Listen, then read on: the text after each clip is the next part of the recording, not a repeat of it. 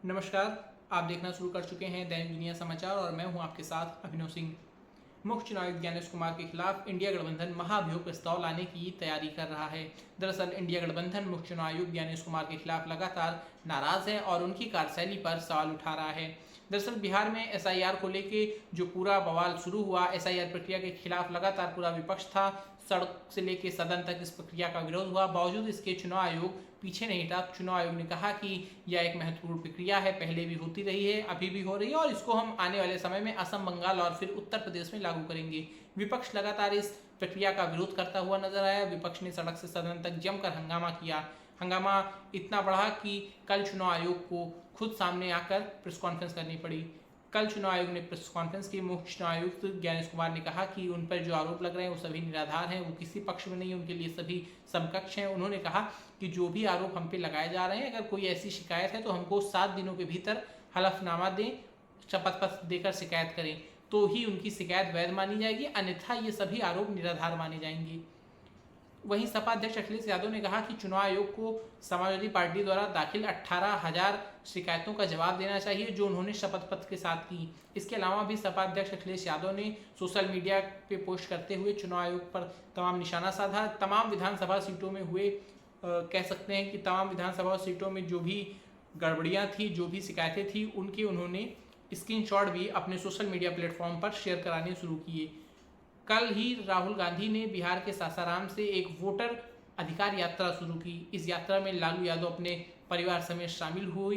तेजस्वी यादव, राहुल गांधी दोनों लोग इस यात्रा को साथ साथ चला रहे हैं, दोनों लोग इस यात्रा में शामिल हैं। बिहार के सासाराम से यह यात्रा शुरू हुई है जो कि 1 सितंबर को पटना में समाप्त होगी। करीब 1300 किलोमीटर तक यह यात्रा चलेगी। इसमें 20 से 25 जिले शामिल हैं और 180 से लेके 185 के बीच विधानसभा सीटें छूते हुए राहुल गांधी और तेजस्वी यादव बिहार में निकलेंगे। तो एक बड़े स्तर पर बिहार में ये मैसेज देने की कोशिश की जा रही है कि जो बिहार में वोट हैं वो चुनाव आयोग काट रहा है, वोट चोरी की जा रही है और इस वोट चोरी को रोकने के लिए विपक्ष लगातार सड़क से लेकर सदन तक संघर्ष कर रहा है और एक मैसेज देने की भी वहां पर विपक्ष कोशिश करेगा कि चुनाव आयोग पूरी तरीके से पक्षपात कर रहा है, सत्ताधारी दल के साथ जुड़ा हुआ है। लेकिन चुनाव आयोग की कार्यशैली से विपक्ष अभी असंतुष्ट है पूरी तरीके से। जहां विपक्ष से चुनाव आयोग ने 7 दिनों के भीतर हलफनामा मांगा, वहीं बीजेपी के नेता अनुराग ठाकुर ने जो आरोप लगाए उनसे कोई हलफनामा नहीं मांगा गया। बीजेपी नेता अनुराग ठाकुर ने 13 तारीख को प्रेस कॉन्फ्रेंस करते हुए यह बताया था कि चुनाव में गड़बड़ियां हुई हैं, कई जगह फर्जी वोटिंग हुई है। उन्होंने स्टैलिन की सीट, अखिलेश यादव की सीट, डिम्पल यादव की सीट और बंगाल में अभिषेक बनर्जी समेत तमाम नेताओं पर गंभीर आरोप लगाए कि इन्होंने फर्जी वोटिंग कराई है।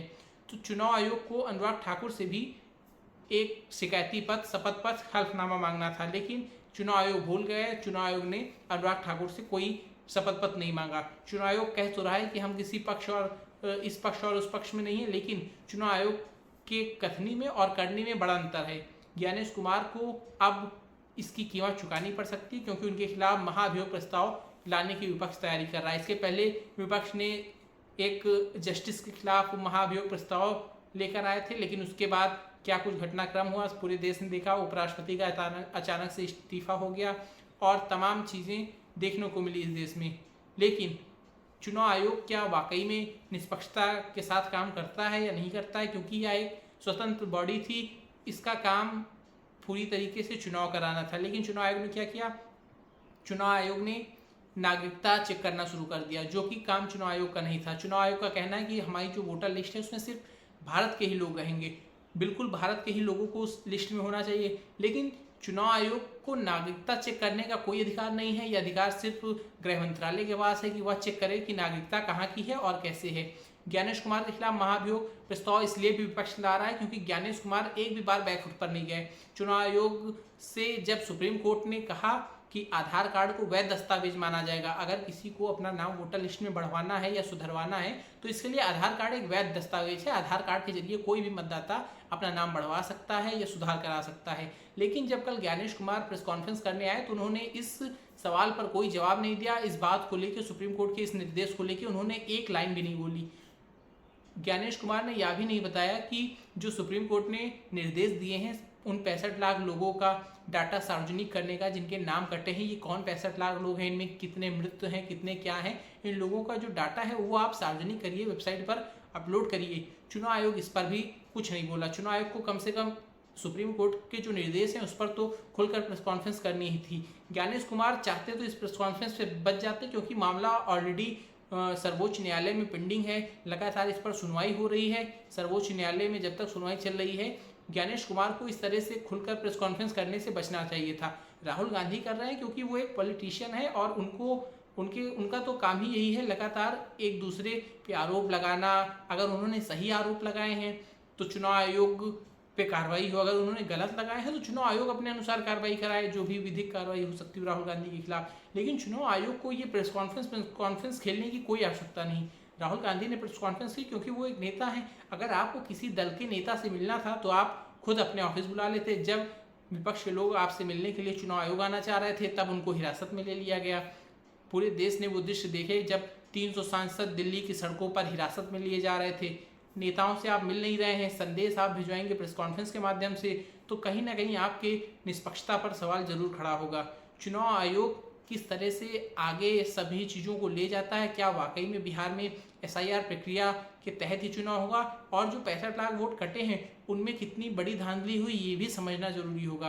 क्योंकि जो मुख्य चुनाव आयुक्त हैं उनका लगातार कहना है कि बिहार में जो करीब 25 लाख वोट मृत पाए गए हैं, तो उन्होंने कहा कि ये कोई 6 महीने में मरे लोग नहीं हैं, उन्होंने कहा कि ये 20 साल में मरे लोग हैं। तो सवाल ये उठता है कि क्या 20 साल से वोटर लिस्ट जो थी वो गलत थी?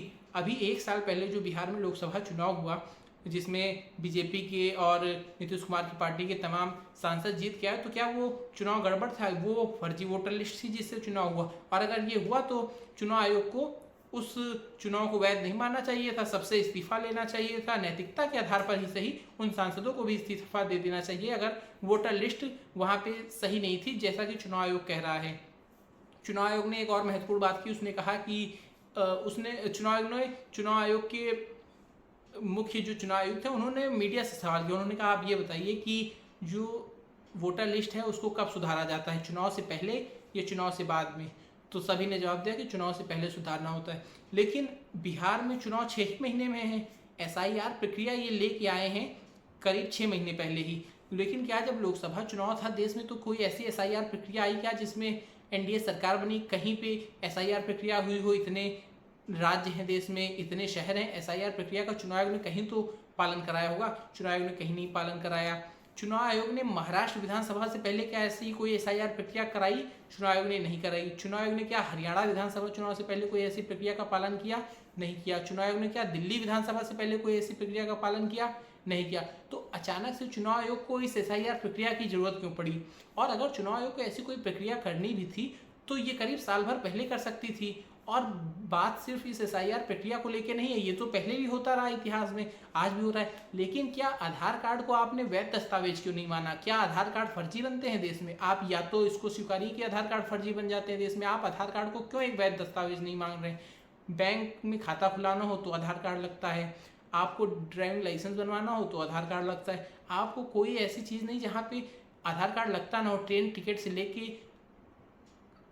एरोप्लेन के टिकट तक, या फिर कहीं आप गाड़ी लेने जाइए, कहीं कुछ भी करने जाइए, हर जगह आधार कार्ड माना जाता है। तो क्या हर जगह सब जितने आधार कार्ड हर जगह लगते हैं फर्जी लगते हैं? चुनाव आयोग को इस तरह से लापरवाही पूर्वक बयान नहीं देने चाहिए। चुनाव आयोग के जो मुख्य चुनाव आयुक्त ज्ञानेश कुमार हैं उन्होंने कल कह सकते हैं कि प्रेस कॉन्फ्रेंस करके खुद ही अपनी फजीहत कराई। जब उनके पास कोई सही जवाब नहीं था तो ऐसे में उनको इस तरह से प्रेस कॉन्फ्रेंस करके और बात बिगाड़नी नहीं चाहिए थी। और जो उन्होंने 7 दिन का अल्टीमेटम दिया कि आप 7 दिनों में शिकायत जो आप कर रहे हैं इस पर आप अपना शपथ पत्र दीजिए, अन्यथा आपकी शिकायतें निराधार मानी जाएंगी। तो चुनाव आयोग को इस तरह के बचकाने बयान से बचना चाहिए। आप किसी नेता से क्यों शपथ पत्र मांग रहे हैं? क्या अगर किसी ने कोई बात कही तो वो वैध नहीं है? और उन्होंने जो आरोप लगाया उसकी जाँच कीजिए।